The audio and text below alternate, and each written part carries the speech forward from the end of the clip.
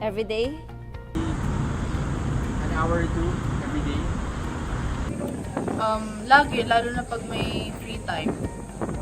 Lagi ko siya hawak yung phone ko, so lagi. Every time that I'm not doing anything. It's actually part of my life already, so I use it every day. Mostly every day, especially when I'm going to share my experiences. Social media is a big part of our day. When we wake up, it's the first thing we check. On our commute to school or to work, it keeps us company. And we all know that Filipinos loves to socialize.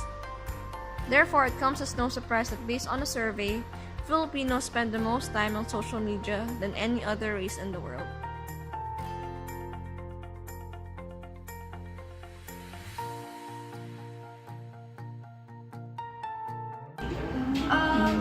Well, to be specific, I use Messenger for connecting with people that I want to talk to. Usually for communication with friends, pero nowadays, syempre, nakikita na naman natin yung news. Doon din madalas makita and whatever trend there is. I use it to see the updates with my friends, family members, stuff. To get communicated with my friends and people, to get some updates and news about the society, especially updates on my studies, because some of my professors have their pages there in Facebook now. I use social media to connect with other people, especially with my relatives, who is at some of my relatives in other places or other countries. I used to connect with them. Communicating with other people, lalo na kapag nasa malayong lugar sila. We use social media to connect and to share.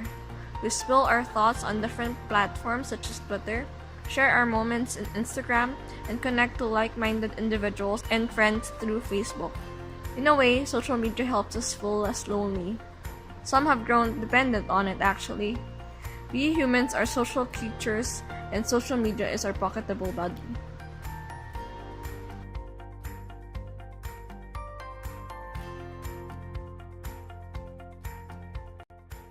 Yes, it has, but it has an effect, but the big effect will be dependent on the person, how he or she uses social media, how he or she use social media, no? So what is the purpose of that person for using social media? That the effect will be dependent on that.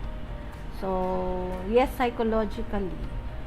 And then if the person says, I'm using social media because this is the in thing, there's some psychological effect on that, no? In thing because all my friends use it, so I also have to use some kind of social media.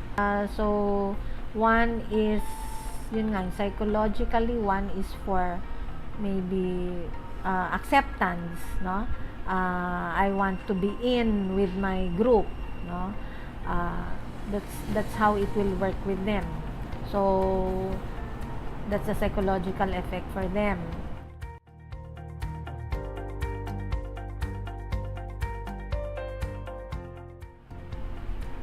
Because nowadays it's a very easy way to communicate. You use Facebook, everybody gets to know about you, and the others, no. So I'm sorry, really sa Facebook lang, but I'm very limited to use of it, no. Dependent on social media, yun nga, sa easier communication means.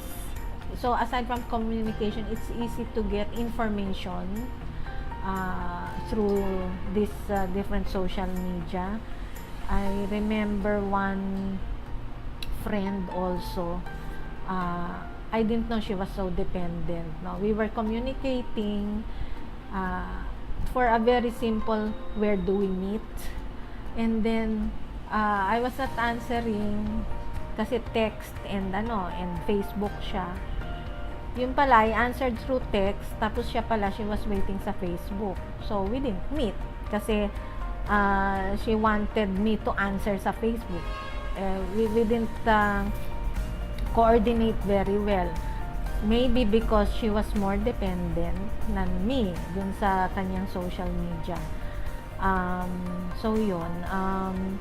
It's because of, again, easy access.